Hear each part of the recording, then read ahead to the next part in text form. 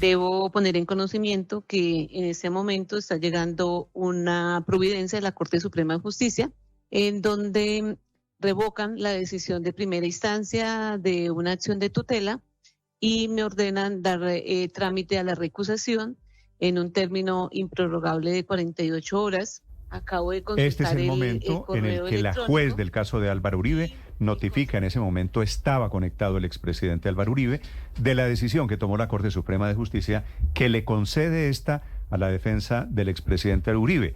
La decisión de la Corte es, vía tutela, suspender el juicio contra el expresidente Uribe porque la recusación contra la juez no la tramitó ella como correspondía, la desechó muy rápido y viene regaño incluido Durísimo. en la decisión de la Corte Suprema. Sí, lo que termina la Corte, Néstor, es estudiando una impugnación justamente porque la juez negó de plano esa recusación y la Corte termina diciéndole a la juez en un regaño muy enérgico, diciéndole: usted no aplicó el procedimiento que la ley establece, usted tenía que pasarle al juez siguiente para que estudiara la recusación, que era sobre la imparcialidad y los derechos procesales del expresidente Álvaro Uribe. Y lo que está en duda y está en juego es esa imparcialidad del juez del caso Uribe, que sobra decirlo, es el juicio tal vez el más esperado, el más publicitado.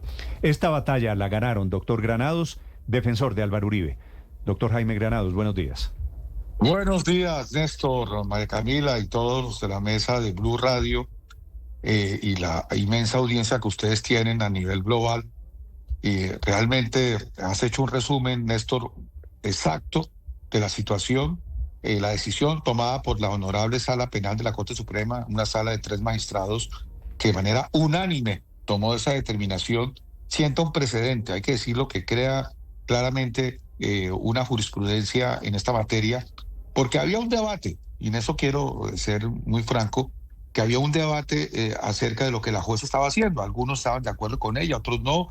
Por eso el tribunal en su momento consideró que la tutela era improcedente, pero ya gracias a este pronunciamiento despeja cualquier discusión, deja sentado que no puede un juez rechazar de plano buscando o pretextando que hay que utilizar otra normatividad distinta al Código de Procedimiento Penal, deja claro que un juez no puede ser juez de sí mismo en un trámite de recusación y deja claro que no hay aquí ningún tipo de procedimiento dilatorio ni maniobra indebida. Pero doctor Granados, permíteme hacer aquí una aclaración. La recusación de ustedes contra la juez no la han ganado. Lo que dice la Corte Suprema es se resolvió mal resuelta porque no hubo argumentación. Digamos, para ser técnicos, Néstor, ya que traes un tema muy importante, las recusaciones en sentido estricto no se ganan ni se pierden. Aquí lo que se ganó fue una decisión de tutela que ampara un derecho fundamental de Álvaro Uribe Vélez, que como cualquier ciudadano tiene derecho a que se respete el debido proceso y se le respete el acceso a la Administración de Justicia. Es lo que estaba diciendo a través nuestro, de su equipo de defensa que yo encabezo, es ni más ni menos: señora juez, dado que mi defensor dice que usted no es imparcial porque no da garantía de imparcialidad y estuvo todo el debate que ya se dio, lo que correspondía era que usted se pronunciara y si no estaba de acuerdo con la recusación, le enviara al juez que seguía en turno para que a su turno dijese que si había o no mérito a la recusación. En caso que ese juez coincidiera con su criterio de que no hay mérito a la recusación, pues usted continúa con el caso. Si el juez dice que sí cree que hay mérito a la recusación, debe zanjar la situación el superior de ambos, que es el Tribunal Superior de Bogotá. Pero como ella subvirtió, no siguió este procedimiento, se abrogó una competencia que no tenía, decidió ser juez de sí misma y negó de plano, sin ninguna posibilidad de reconsideración, pues el único camino que quedaba era la acción de tutela, que fue la que se ganó en la impugnación ante la Honorable Corte Suprema de Justicia. Ya lo que resuelva el juez en materia de la recusación, a ellos nos atendremos, con todo respeto. Si deciden que prospere, que es nuestra esperanza, porque queremos un juez imparcial, maravilloso. Si la judicatura considera que no procede la recusación porque la juez sí da garantías de imparcialidad, pues tendremos que respetar esas decisiones porque nosotros acatamos los fallos a favor o no, siempre y cuando estén debidamente fundamentados. Lo que pasó es que aquí la juez sí hizo algo que la Corte señala y rechaza como totalmente indebido. Sí, doctor Granados, lo que va a estudiar el juez que le sigue a la doctora Heredia, ¿qué es? ¿Cuáles fueron las actitudes o los comportamientos por los que ustedes decidieron recusar y pusieron en tela de juicio la imparcialidad de la juez que conoce este caso?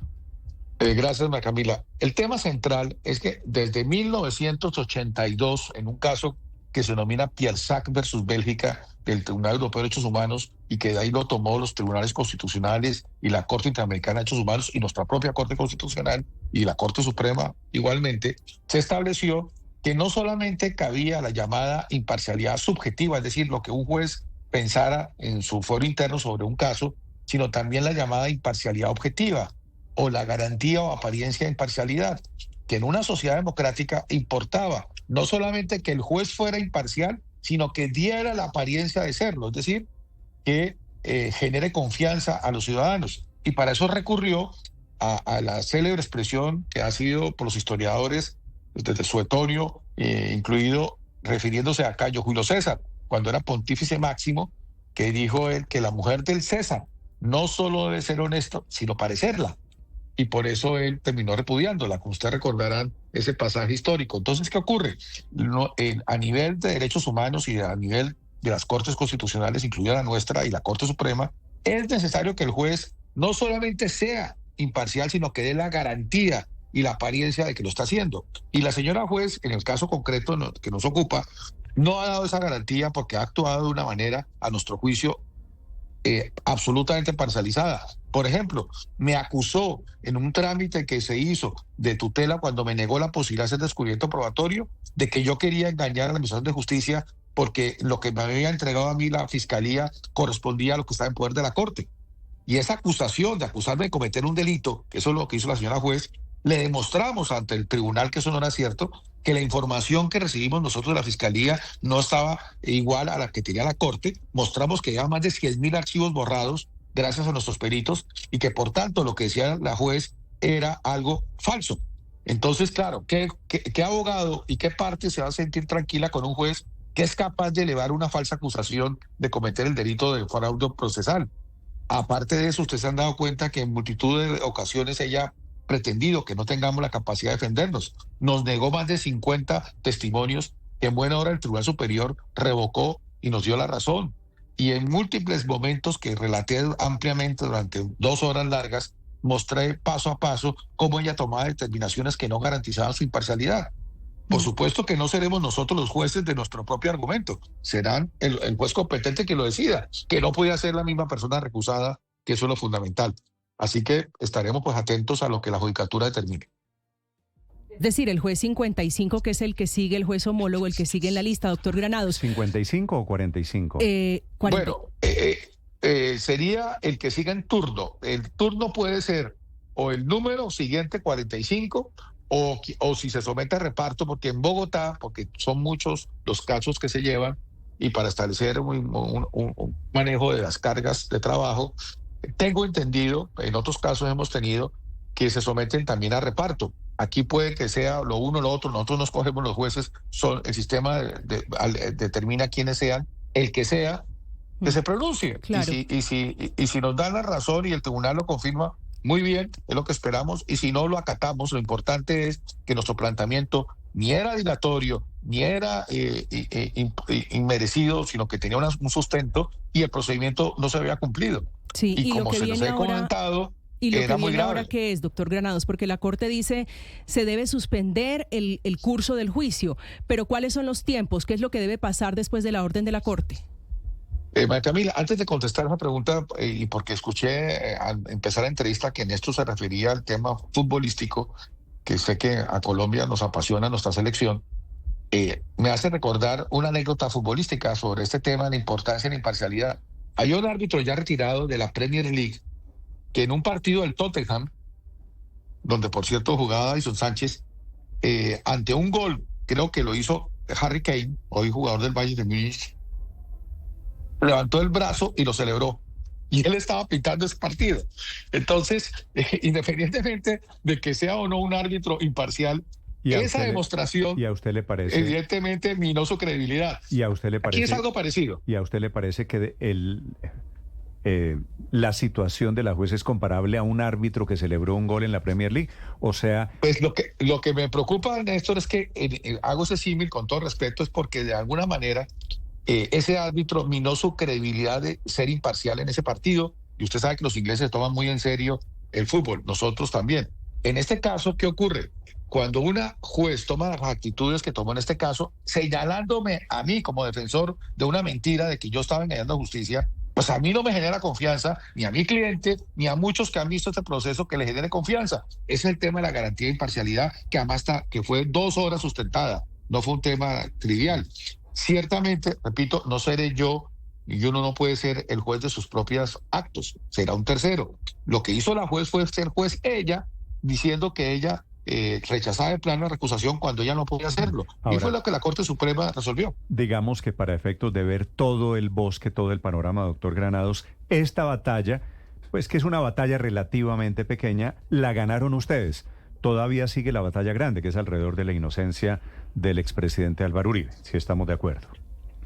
Sí, y vamos ganándola ampliamente, por goleada, estimado Néstor. Si todo aquel que ha seguido el juicio, estas 18 testimonios en estas más de 20 sesiones, se podrá dar cuenta que no hay un solo testigo que señale a Álvaro Uribe Vélez de haber hecho algo indebido.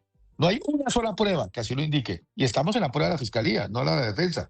Así que estamos muy satisfechos y sobre todo más porque tengo que decirlo, y por eso con toda humildad recibimos la decisión de la Corte. Yo había pedido una tutela que se anulara todas las pruebas que se habían adelantado mientras se resolvía esto. La Corte, con buen sentido, sentando cátedra, explicó que no cabía esa nulidad, que debía, por lo menos en el escenario de la tutela, mantenerse simplemente la suspensión, pero no afectar lo que ya pasó.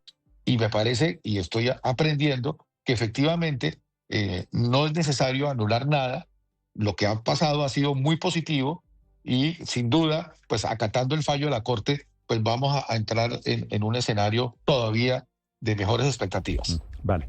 Es el doctor Jaime Granados, el abogado defensor del expresidente Uribe, a propósito de la decisión que ha tomado la Corte Suprema de Justicia y de una juez que a la defensa del expresidente Uribe, que al expresidente Uribe no le parece suficientemente imparcial. Doctor Granados, gracias.